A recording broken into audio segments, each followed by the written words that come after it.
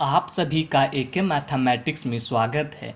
इस वीडियो में हम लोग क्लास 10th के NCERT मैथ बुक का फुल सॉल्यूशन करने वाले हैं। आप सभी से निवेदन है कि आप इस चैनल एके मैथमेटिक्स को सब्सक्राइब और शेयर जरूर करें। अगर वीडियो अच्छा लगे तो वीडियो के अंत में लाइक जरूर करें। इस वीडियो में हम लोग 3.4 के प्रश्नों को सॉल्व करेंगे। तो चलिए हम लोग प्रश्नावली 3.4 के क्वेश्चन नंबर 2 को सॉल्व करते हैं। देखिए प्रश्नावली 3.4 के क्वेश्चन नंबर 2 कहता है कि निम्न समस्याओं में रैखिक समीकरण के युग्म बनाएं और उनके हल को विलोपन विधि से हल ज्ञात करना। तो देखिए यहाँ हमें पहला प्रश्न कहता है कि यदि हम अंश में एक जोड़ दें तथा हर में एक घटा दें तो वह भिन्न एक बन जाता है। यदि हर में एक जोड़ दें तो वह 1/2 हो जाता है। वह भिन्न ज्ञात करें। तो सबसे पहले हमें रैखिक समीकरण बनाना होगा और उसे हमें सॉल्व करके उसका भिन्न बताना है। तो चलिए हम लोग सॉल्व करते हैं। इस प्रश्न में हमें सबसे पहले मानना होगा कि हमें क्या मानना होगा कि अंश बराबर x। सबसे पहले हमें अंश बराबर x और हर बराबर हमें y मानना होगा। समझिए। तो हम लोग अंश को x मान लिए और हर को y मान लिए। इसके बाद हमें प्रश्न के अनुसार चलना है। तो देखिए हमें बोलता है कि अंश में एक जोड़ना है और हर में एक घटा देना है। तो देखिए जो हमारा जो भिन्न था वह x/y तो बन के आ गया था, लेकिन हमें अंश में क्या करना है, एक जोड़ देना है और हर में एक घटा देना है। तो वह क्या बन जाता है, 1 बन जाता है, यानी 1/1 हो जाता है। इस प्रकार से हमें दोनों अगर मल्टीप्लाई करेंगे तो क्या निकल के आएगा, x + 1 = y - 1 निकल के आता है। तो यहाँ से और इसे सॉल्व करते हैं तो x - y और -1 और +1 इस साइड में क्या है, ये भी -1 बन जाएगा। तो देखिए और इसे अगर सॉल्व करेंगे तो x - y = -2 बन गया है। इस प्रकार से हमारा जो फर्स्ट समीकरण जो बन के आया वो क्या बन के आया, x - y = -2। और इसी प्रकार से हमें सेकेंड समीकरण भी बनाना है। सेकेंड में बोलता है कि हर में एक जोड़कर 1/2 हो जाता है, यानी हमें अंश में कुछ नहीं करना है, केवल हर में एक जोड़ के 1/2 लाना है। तो हमारा जो भिन्न था वो क्या था कि x/y था ना। तो इसमें बोलता है कि जो हर है उसमें एक जोड़ देना है और क्या लाना है, 1/2 लाना है। तो देखिए इसे अगर हम लोग सॉल्व करेंगे तो क्या हो जाएगा कि ये 2x हो जाएगा =y + 1 हो जाएगा।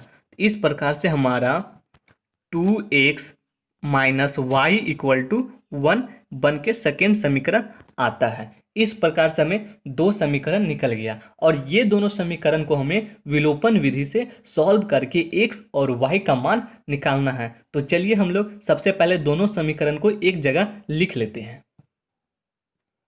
हमारा जो समीकरण फर्स्ट था वो था क्या, x - y = -2 और सेकेंड समीकरण था 2x - y = 1। तो देखिए हमें विलोपन विधि लगाना है। तो सबसे पहले हम लोग समीकरण फर्स्ट को 2 से मल्टीप्लाई करेंगे और समीकरण सेकेंड को 1 से मल्टीप्लाई करेंगे। तो हम लोग लिखेंगे कि समीकरण फर्स्ट को 2 से तथा समीकरण सेकेंड को 1 से गुना करने पर, तो देखिए हम लोग समीकरण फर्स्ट को अगर 2 से गुना करते हैं तो क्या आता है कि 2x - 2y = -4 आता है। और समीकरण सेकेंड को हम लोग 1 से मल्टीप्लाई करेंगे तो कोई चेंज नहीं आएगा, यानी 2x - y = 1। इस प्रकार से हमें x टर्म को विलुप्त करना है, यानी हम लोग x टर्म को हटा देना है। तो देखिए यहाँ प्लस है तो माइनस हो जाएगा, माइनस है तो क्या हो जाएगा, ये प्लस हो जाएगा, ये प्लस है तो ये माइनस हो जाएगा। तो देखिए एक टर्म कैंसिल हो गया तो जो हमारा y बचा वो क्या बचा, देखिए -2y और +y, तो कितना हो जाएगा, केवल -y बचेगा इक्वल टू यहाँ क्या बचेगा, देखिए -4 और -1 कितना हो जाएगा, -5 हो जाएगा। यानी हमारा माइनस माइनस कैंसिल होके जो y इक्वल टू आएगा, y इक्वल टू कितना आ गया जाएगा 5। तो देखिए हमारा यहाँ से y इक्वल टू 5 निकल के आया। अब इस y का मान को हमें समीकरण फर्स्ट या समीकरण सेकेंड में पुट करके x का मान निकाल लेना है। तो देखिए हम लोग कहीं समीकरण ये y का मान को समीकरण फर्स्ट में रखते हैं। तो देखिए y इक्वल टू 5 के मान को समीकरण फर्स्ट में रखने पर, तो जो हमारा समीकरण फर्स्ट था वो क्या था, x minus y equal to कितना था, -2 था। तो देखिए यहाँ से हम लोग y का मान को हम लोग 5 रखते हैं। y का मान को कितना रखना है, 5 इक्वल टू -2। तो हमारा यहाँ से x का मान क्या निकल के आ जाएगा, -2 और -5 इधर क्या आ जाएगा, +5 हो जाएगा ना। इस प्रकार से हमारा x इक्वल टू कितना निकल के आ गया, 3। समझे।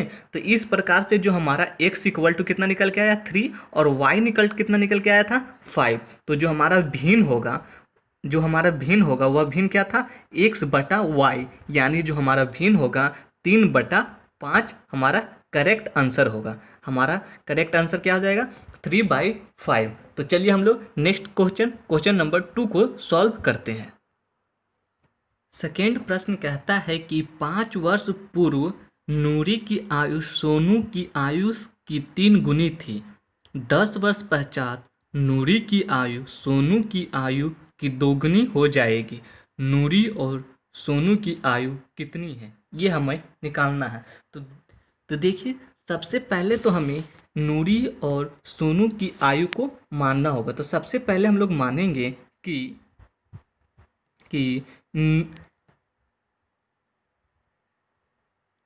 नूरी की जो आयु है उसे हम लोग सबसे पहले x मान लेंगे। तो लिखेंगे कि नूरी की आयु इक्वल टू x और सोनू है ना, हाँ, सोनू की आयु इक्वल टू y, यही तो लिखना है। तो देखिए सबसे पहले हमें नूरी की आयु x और सोनू की आयु y लिखना है, ये मान लिए। और उसके बाद प्रश्न क्या कहता है कि 5 वर्ष पूर्व नूरी की आयु सोनू की आयु 3 गुनी थी। तो देखिए सबसे पहले तो हमें 5 वर्ष पूर्व में जाना है, यानी पूर्व यानी x माइनस वाई, 5 वर्ष पूर्व x माइनस 5 यानी 5 वर्ष पूर्व, और सोनू की क्या हो जाएगा, y माइनस 5, ये उन लोग दोनों का आयु हो जाएगा। तो इस प्रकार से जो प्रश्न बोलता है कि नूरी की आयु सोनू की आयु की 3 गुनी थी, 3 गुनी थी। तो देखिए जो सोनू की जो आयु था वह कितना था, नूरी का जो आयु था वह कितना था, x माइनस 5 था ना, इक्वल टू कितना बोल रहा है, 3 गुनी, यानी 3 इंटू वाई माइनस 5 हो जाएगा ना। अब हमें इसे सॉल्व करना है। तो चलिए इसे हम लोग सॉल्व करते हैं। इसे हम लोग सॉल्व करेंगे तो देखिए x minus 5 equal to 3y minus 15, यही ना हो जाएगा। और इसे अगर और सॉल्व करते हैं तो x minus 3y equal to minus 15, और माइनस 5 इससे में क्या आ जाएगा, +5 में हो जाएगा। यानी जो हमारा फर्स्ट समीकरण निकल के आया वो क्या निकल के आया, x minus 3y equal to minus 10, ये हमारा फर्स्ट समीकरण निकल के आया। इसी प्रकार से हमें सेकेंड समीकरण भी निकालना होगा। तो चलिए हम लोग सेकेंड में क्या कहता है उसे देखते हैं। सेकेंड कहता है कि 10 वर्ष पश्चात, यानी हमारा जो नूरी का जो आयु हो जाएगा x प्लस 10 हो जाएगा ना, और सोनू का जो आयु हो जाएगा वो क्या हो जाएगा, y प्लस 10 हो जाएगा। 10 वर्ष पश्चात सोनू की आयु 2 गुनी हो जाएगी। कितनी हो जाएगी, 2 गुनी हो जाएगी, यानी जो हो जाएगा x प्लस 10 इक्वल टू 2 गुनी, यानी 2 इंटू वाई प्लस 10, यही ना होगा। अगर इसे हम लोग सॉल्व करते हैं तो क्या आता है, x plus 10 equal to 2y plus 20, 2y plus 20। तो इस प्रकार से इसे सॉल्व करेंगे तो x minus 2y equal to 20 minus 10, 20 minus 10 ही आएगा ना। तो इसे और सॉल्व किए हम लोग तो x minus 2y equal to 10। इस प्रकार से हमारा जो सेकेंड समीकरण निकल के आया वो क्या निकल के आया, x minus 2y equal to 10। तो चलिए हम लोग दोनों समीकरण को सॉल्व करके x और y का मान निकालते हैं। तो सबसे पहले हम लोग दोनों समीकरण को एक जगह लिखेंगे। तो चलिए हम लोग दोनों समीकरण को एक जगह पहले लिखते हैं। पहला समीकरण जो था वह x minus 3y equal to minus 10 और सेकेंड समीकरण था वो x minus 2y equal to 10। ये हमारा सेकेंड समीकरण। तो देखिए यहाँ हम लोग x ऑलरेडी यानी x को हमें बराबर है, दोनों समीकरण में x बराबर है ना, तो हमें x को विलुप्त कर देना है यानी x को हटा देना है। तो देखिए हम लोग किस प्रकार से x को हटाएंगे। तो x को हटाने के लिए हम लोग सबसे पहले यहाँ जो प्लस है वो माइनस कर देंगे। ये माइनस है तो ये प्लस हो जाएगा और ये प्लस में है तो ये माइनस में हो जाएगा। देखिए इस प्रकार से हमारा जो x टर्म है वो कैंसिल हो गया। तो देखिए जो y बचा वो क्या बचा कि -3y और प्लस 2y। तो -3y में प्लस 2y करेंगे तो कितना बचेगा, केवल और केवल -y बचेगा। तो यहाँ से देखिए -10 और -10 कितना हो जाएगा, -20 हो जाएगा। -20 हो जाएगा ना। इस प्रकार से हमारा माइनस और माइनस दोनों कैंसिल होगा और y का जो वैल्यू निकल के आया वो कितना निकल के आया, वो हमारा y का वैल्यू 20 निकल के आ गया। तो चलिए हम लोग इस y का वैल्यू को समीकरण फर्स्ट में पुट करके x का मान निकाल लेते हैं। तो देखिए यहाँ से y इक्वल टू 20 के मान को समीकरण फर्स्ट में रखने पर, तो जो हमारा समीकरण फर्स्ट था वो क्या था, वो था x minus 3y equal to -10 था। कितना था, -10 था। तो देखिए यहाँ से हम लोग x का मान को कितना था 20 को पुट करते हैं तो क्या निकल के आता है। तो देखिए x इक्वल टू -3 इंटू 20 करेंगे तो कितना हो जाएगा, -60 हो जाएगा इक्वल टू -10। और इसे अगर और सॉल्व करते हैं तो x इक्वल टू -10 और ये -60 है तो इस साइड में क्या हो जाएगा +60। तो इस प्रकार से जो हमारा x का जो वैल्यू निकल के आया वो क्या निकल के आया, -10 और +60 में कितना हो जाएगा, +50 में -10 घटाएंगे तो कितना बचेगा, 50 बचेगा। यानी जो x का जो वैल्यू निकल के आया वो हमारा कितना निकल के आया 50 और y का जो वैल्यू निकल के आया वो हमारा कितना निकल के आया 20।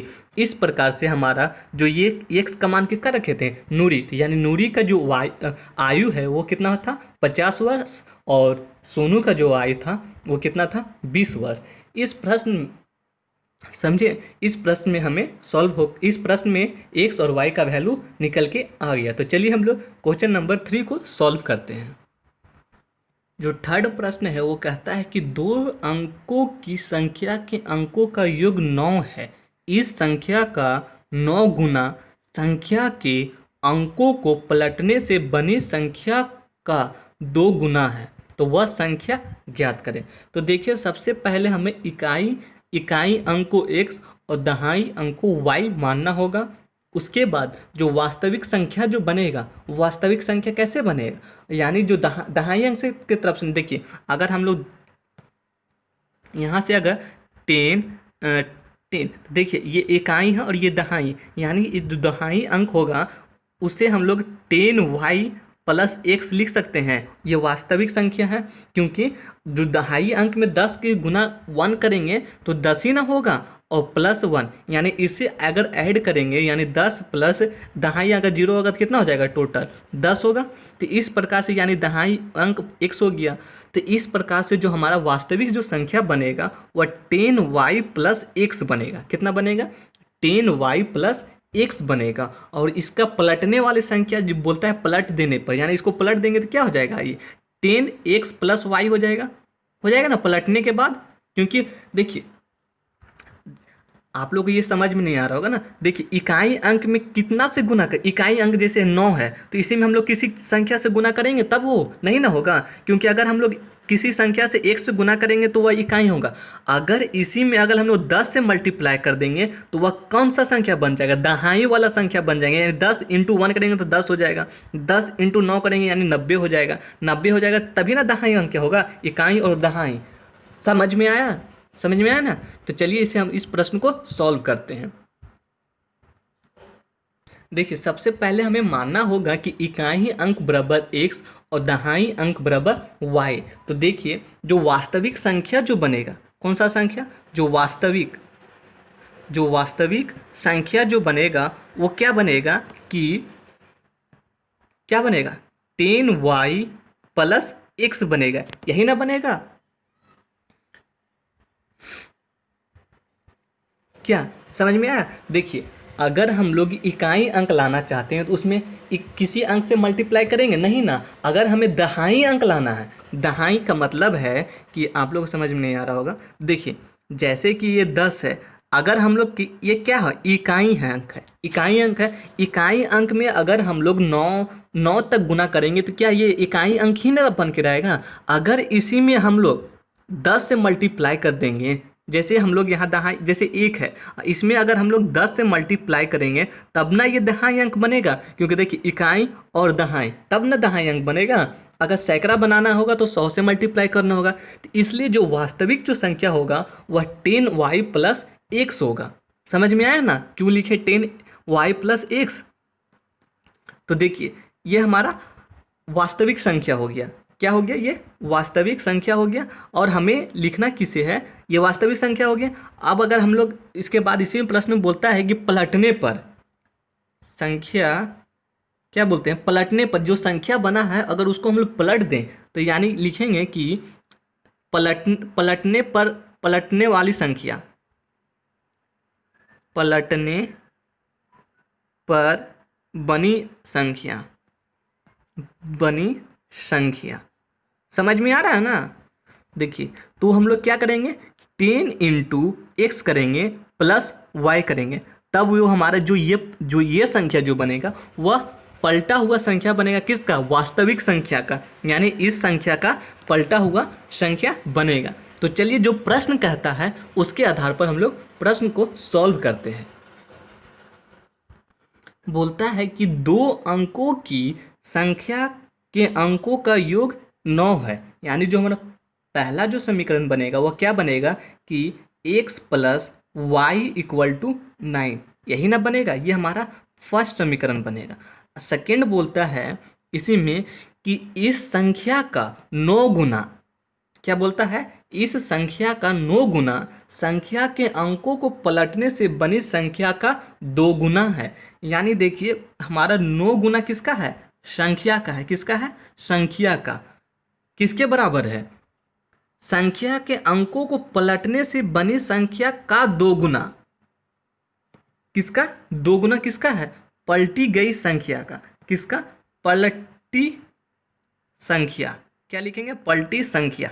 यही ना क्वेश्चन बोल रहा है सेकंड समीकरण हमारा कि इस संख्या का 9 गुना, तो इस संख्या का 9 गुना हो गया।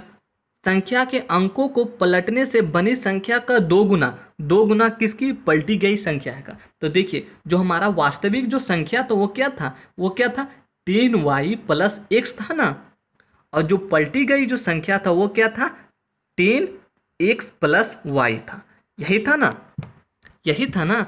तो चलिए, हम लोग सॉल्व करते हैं और देखते हैं सेकंड समीकरण हमारा क्या बन के आता है। तो इसे ही हमें सॉल्व करना है। तो देखिए, कितना हो जाएगा? 90y हो जाएगा ना, प्लस 9x हो जाएगा इक्वल टू 10 इंटू 2 20x हो जाएगा प्लस 2y, यही ना होगा? और इसे सॉल्व करेंगे तो देखिए, y टर्म्स को एक साइड रख देते हैं। 90y minus 2y equal to 20x minus 9x, यही ना होगा? तो देखिए, अगर इसे हम लोग सॉल्व करते हैं तो हो जाएगा 88y, यही ना होगा? इक्वल टू 11x, यही ना होगा? होगा तो यही। तो देखिए, 11 1 जाए 11, 11 8, 8 टाइम 88 कट जाएगा। तो जो हमारा जो समीकरण बन के आएगा वो क्या बन के आएगा कि 8y माइनस एक्स।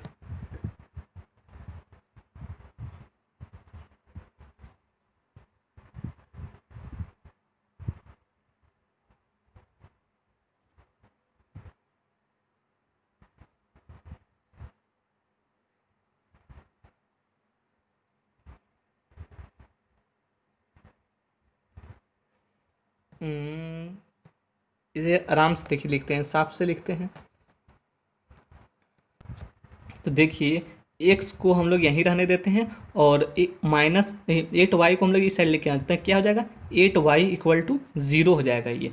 तो जो हमारा जो सेकेंड समीकरण बन के आएगा वह x minus 8y equal to 0, इस प्रकार से हमारा सेकेंड समीकरण बन के आ गया।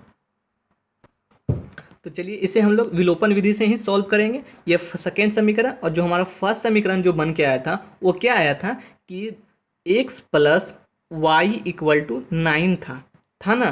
तो देखिए अगर यहाँ से हम लोग, ये फर्स्ट समीकरण था, ये सेकेंड समीकरण है, तो यहाँ से हम लोग x को विलुप्त करते हैं, क्या करते हैं विलुप्त कर देते हैं। तो देखिए ये माइनस हो जाएगा, ये भी माइनस हो जाएगा और ये भी माइनस हो जाएगा। तो देखिए x टर्म कैंसिल हो जाएगा। तो देखिए ये कितना हो जाएगा, y का जो वैल्यू हो जाएगा वो कितना हो जाएगा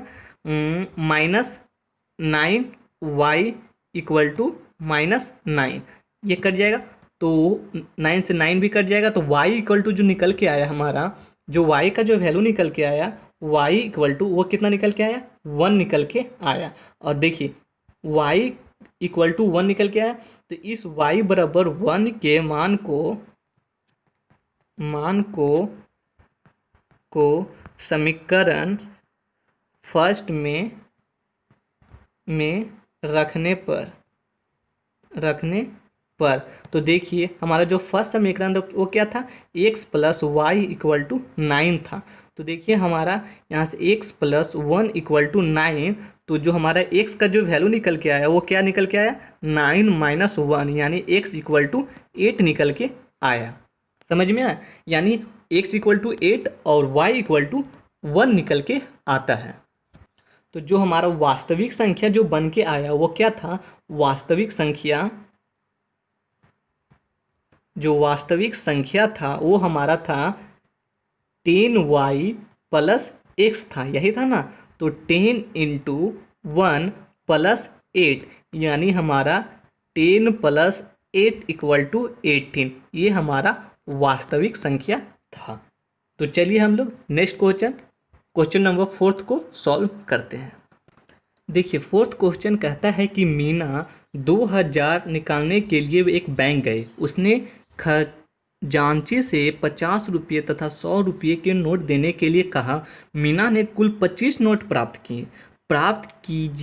ज्ञात कीजिए कि उसने 50 रुपये और 100 रुपये के कितने नोट प्राप्त किए। तो देखिए सबसे पहले तो हमें मानना होगा कि 50 रुपये के नोटों की संख्या x और 100 रुपये नोटों की संख्या y है। तो सबसे पहले हम लोग इसे लिख लेते हैं, हमें लिख लेना है। उसके बाद करना है कि देखिए यहाँ बोलता है प्रश्न कि मीना ने कुल 25 नोट निकाले, यानी नोटों की संख्या टोटल कितनी है 25, यानी पहला जो समीकरण हमारा बन के आया x plus y equal to 25, यानी नोटों की संख्या कितनी बन के आई हमारी 25, यानी ये हमारा फर्स्ट समीकरण बन के आया। और सेकेंड समीकरण बोलता है कि कुल कितना निकाला उसने 2000, तो दोनों 2000 निकाला है तो 50 रुपया का नोट निकाला होगा और 100 रुपया का नोट निकाला होगा, दोनों मिलाकर ही 2000 हुआ होगा ना। तो देखिए जो हमारा सेकेंड समीकरण जो बनेगा वो बनेगा कि 50 गुने हम मतलब नोट 50 रुपये के नोटों की संख्या कितनी क्या मानी थी हम लोग ने, हमने x मानी थी ना। तो 50 गुने x प्लस 100 गुने y इक्वल टू कितना टोटल पैसा हो गया 2000 हो गया। कितना हो गया 2000 हो गया। तो इसे अगर हम लोग सॉल्व करते हैं तो देखिए यहाँ से अगर हम लोग सॉल्व करेंगे तो सबसे पहले अगर 50 कॉमन ले लेंगे तो यहाँ बचेगा x प्लस 50 दूनी 100 यानी 2y और 50 चौके 2 से यानी 400, यानी x plus 2y equal to 40, ये हमारा सेकेंड समीकरण निकल के आया। ठीक है, और ये हमारा सेकेंड समीकरण। और फर्स्ट सेकेंड समीकरण क्या था x plus y equal to 25, ये हमारा फर्स्ट समीकरण था। तो देखिए यहाँ से हम लोग x को विलुप्त करते हैं। तो देखिए x यहाँ प्लस में है तो माइनस हो जाएगा, ये प्लस में है तो ये भी माइनस हो जाएगा, ये भी प्लस है तो ये भी माइनस हो जाएगा। इस प्रकार से x टर्म कैंसिल हो गया। तो y क्या बचा, y केवल देखिए 2y माइनस y, तो क्या बचा y बचा, y ना बचेगा। और देखिए 40 में से 25 अगर कैंसिल करेंगे तो कितना बचेगा 15 बचेगा, यानी जो हमारा x इक्वल टू निकल के आया वो कितना निकल के आया, वो 15 निकल के आया। अब हम नेक्स्ट स्टेप में क्या करेंगे कि y इक्वल टू 15 के मान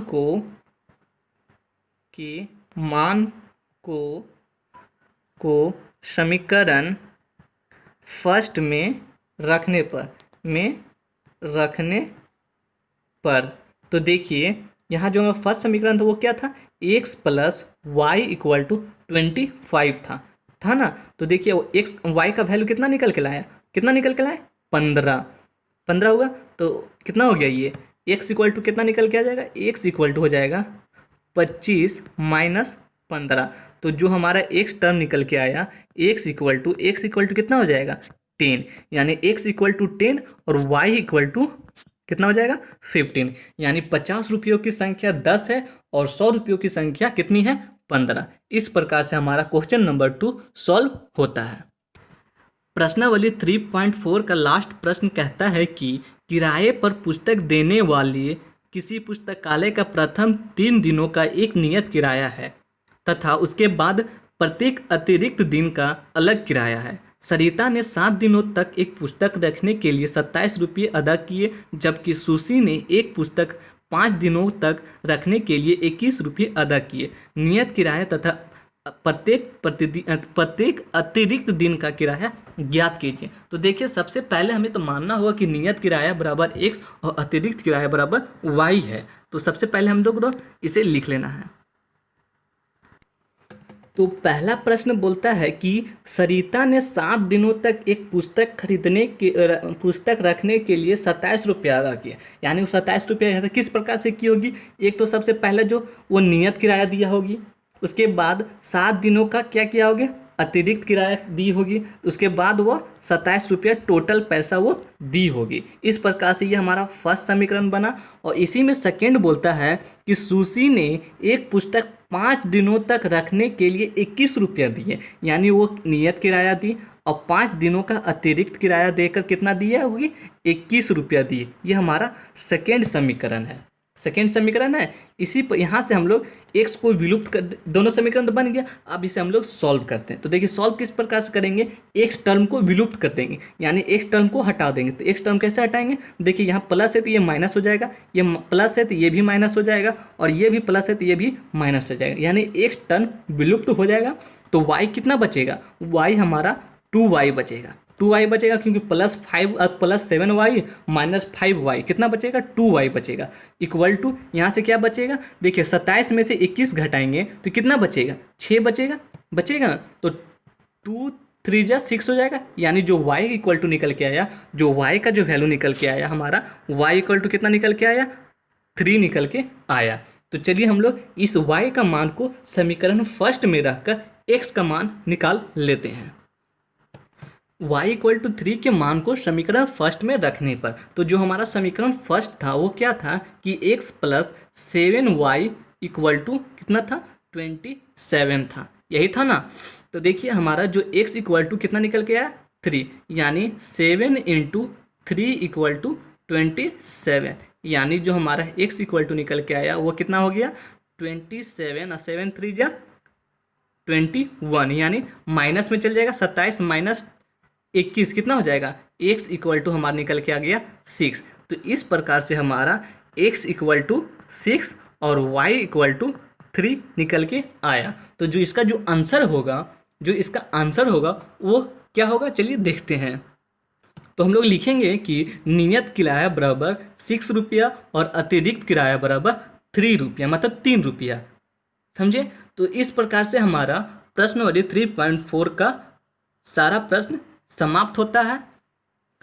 तो हमारा इसके साथ साथ ही विलोपन विधि